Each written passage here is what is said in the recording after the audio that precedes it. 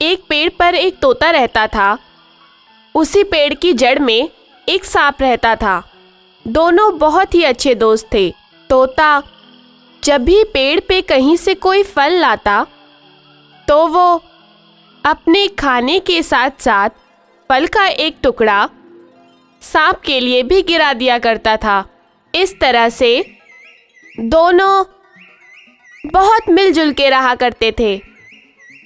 अक्सर एक दूसरे से बातें भी किया करते थे। और भाई, कैसे हो तुम? मैं ठीक हूँ, लेकिन अब मेरी उम्र ज्यादा हो गई है तो बाहर निकलना थोड़ा सा मुश्किल होता है। क्यों? मुश्किल क्यों होती है?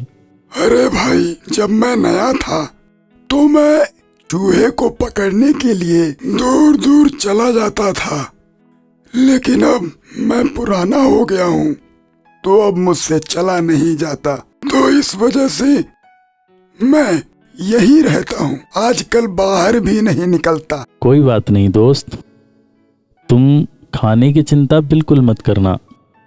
मैं जब भी कुछ भी खाऊंगा तो अपने साथ साथ तुम्हारे खाने का भी इंतजाम कर दूंगा। तुम्हें बिल्कुल चिंतित होने की जरूरत नहीं है। हाँ दोस्त, मेरे बुढ़ापे के सहारे तो तुम ही हो, और मैं तो तुम्हें तुम्हारे माँ बाप के साथ से देख रहा हूँ। जब तुम बहुत छोटे थे तब से तुम्हें देख रहा हूँ।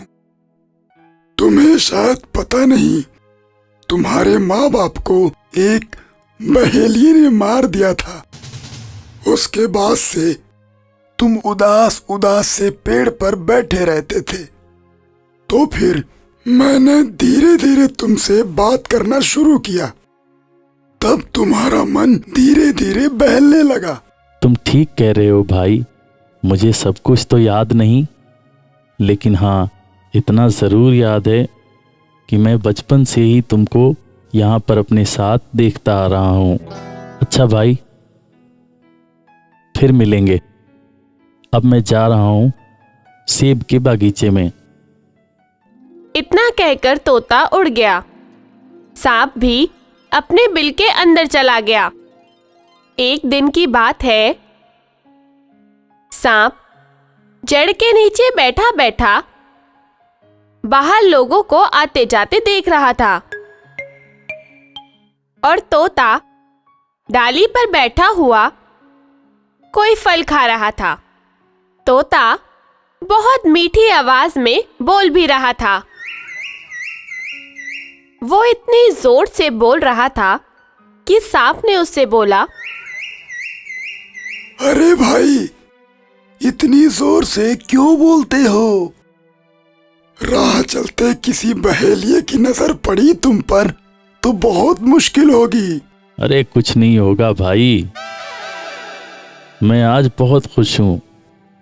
इन दोनों की बातें चल ही रही थी, तब तक सांप ने देखा कि एक बहेलिया पेड़ के पीछे से तोते पे निशाना लगाते हुए धीरे धीरे आगे बढ़ रहा था। अब सांप ने ये सोचा कि अगर मैं तोते को बताऊं तो वो डर जाएगा। सांप बहेलिये को नजदीक आता देख रहा था। सांप ने जब पेड़ के ऊपर देखा, उसने देखा कि पेड़ के ऊपर एक बाज उड़ रहा था और वो भी तोते पे नजर गड़ाए हुए था। सांप ने ये सोचा कि आज मेरा दोस्त ऊपर और नीचे दोनों तरफ से मुश्किलों में घिरा हुआ है। बस फिर क्या था, सांप ने अपना फन उठाया और धीरे धीरे सरकते हुए बहेलिये की तरफ बढ़ने लगा। बहेलिया एक टक होकर तोते को ऊपर देखे जा रहा था। उसने धनुष में अपना बाण चढ़ा रखा था। सांप ने जल्दी से जाकर उसके पैर में जोर का डंक मारा, जिससे उसका तीर छूट गया और तीर तोते को ना लगते हुए तोते के ऊपर उड़ रहे बाज को लग गया, जिससे वह बाज नीचे गिर गया। बाज घायल हो गया और बहेलिये को सांप ने डंक मारा था। बहेलिया भी अपना तीर धनुष छोड़कर वहां से भाग खड़ा हुआ। तोते को बहुत बाद में पता चला कि उसके ऊपर इतना बड़ा संकट था और उसके दोस्त ने उसको बिना बताए उसके संकट को टाल दिया। बच्चों, हमारे सच्चे दोस्त भी इस तरह ही होते हैं। चाहे वो हमारे साथ रहे ना रहे, पर पीछे वो हमेशा हमारी भलाई करते हैं। मगर दोस्त सच्चा हो तभी। इसलिए जीवन में हमें सच्चे और अच्छे दोस्त जरूर बना के रखने चाहिए। साथ ही साथ खुद को भी बहुत अच्छा बनाए रखना चाहिए, ताकि आपसे दोस्ती करके किसी और के अच्छे दोस्त की तलाश पूरी हो सके।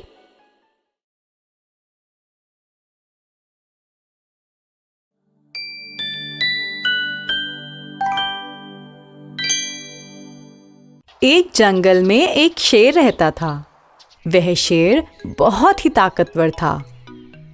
हर रोज वो जंगल से बाहर निकलता और किसी एक जानवर का पीछा करता और थोड़ी ही देर में उस जानवर को पकड़कर मार के खा जाता था। इस तरह से शेर की जिंदगी बहुत अच्छी चल रही थी। शेर इतना खूंखार था कि उसकी एक दहाड़ देने से जानवर डर जाते थे और वह भाग ही नहीं पाते थे और शेर आसानी से पकड़कर जानवरों को खा जाता था। एक दिन की बात है, शेर भूखा प्यासा जंगल में घूम रहा था। शेर को कोई शिकार नहीं मिला। उस दिन शेर एक पेड़ के नीचे बैठा बैठा अपने मन में सोच रहा था, अरे यार, आज किसका मुंह देखकर सुबह उठा था। आज तो कोई शिकार ही नहीं मिला। ये जंगल के जानवर सब कहाँ मर गए। आज तो लगता है भूखे पेट ही सोना पड़ेगा। शेर पेड़ के नीचे बैठा बैठा किसी जानवर का इंतजार कर रहा था। जब कोई जानवर नहीं आया तो शेर निराश होकर अपनी गुफा की तरफ जाने लगा। अपनी गुफा की तरफ शेर लौट ही रहा था जब तक रास्ते में उसे एक दूसरी गुफा दिखाई दी। शेर ने अपने मन में सोचा, अरे रे रे रे, ये तो किसी जानवर की गुफा लगती है। मैं ऐसा करता हूँ, इस गुफा में जाकर बैठ जाता हूँ। मैं वहाँ बैठा रहूँगा और जिस जानवर की ये गुफा है वो जब लौट कर आएगा तो मैं उसे अंदर ही पकड़कर अंदर ही मारकर खा जाऊंगा। इस तरह से मुझे शिकार के लिए दौड़ भी नहीं लगानी पड़ेगी और मैं आराम से अपनी भूख मिटाकर अपने घर को वापस चले जाऊंगा। यह सोचकर शेर गुफा के अंदर जाकर बैठ गया। गुफा के अंदर छुप के बैठा बैठा शेर जानवर के आने का इंतजार कर रहा था। वो गुफा दरअसल एक खरगोश की थी। खरगोश जब गुफा में लौटकर वापस आया तो उसने आसपास शेर के पैरों के निशान देखे। वो अपने मन में सोचने लगा, अरे ये तो शेर के पंजों के निशान हैं। अरे ये तो पंजों के निशान अंदर की तरफ गए हुए हैं। अच्छा, इसका मतलब शेर अंदर छुपकर बैठा है। अब तो मुझे कुछ दिमाग लगाना ही पड़ेगा, वरना मैं शेर का भोजन बन जाऊंगा। खरगोश ने सोचना शुरू किया कि उसको क्या करना चाहिए। खरगोश को एक उपाय सूझा। खरगोश ने बाहर खड़े होकर जोर जोर से आवाज लगानी शुरू की, गुफा भाई, आज तुम बोल क्यों नहीं रहे हो? वरना पहले जब मैं आता था तो तुम दूर से ही मेरा नाम ले लेते थे। आज तुम बोल क्यों नहीं रहे? गुफा के अंदर बैठा शेर खरगोश की बातें सुनकर अचंभित हो गया और उसने अपने मन में सोचा, अरे रे रे रे, ये तो बोलती हुई गुफा मालूम पड़ती है, मगर ये आज नहीं बोल रही। ऐसा करता हूँ, मैं ही गुफा बनकर खरगोश को उत्तर देता हूँ, वरना खरगोश लौटकर वापस चला जाएगा। इसके बाद शेर खरगोश के बोलने का इंतजार करने लगा। थोड़ी देर बाद खरगोश ने फिर से आवाज लगाई। गुफा भाई, तुम जवाब क्यों नहीं दे रहे? अरे खरगोश भाई, मैं तो सो गया था, इसीलिए मैं जवाब नहीं दे रहा था। तुम बताओ, तुम इतनी देर से कैसे लौटे आज? अंदर आ जाओ। खरगोश बहुत समझदार था। वह शेर की आवाज पहचान गया और उसने जोर से चिल्लाकर कहा, भागो, शेर आया है। यह कहकर खरगोश भागने लगा। शेर भी गुफा से बाहर निकलकर खरगोश का पीछा करने लगा। क्योंकि खरगोश छोटा था और फुर्तीला था, इसलिए वो जंगल में भागकर कहीं छुप गया। और शेर भूखा भी था और थका हुआ भी था।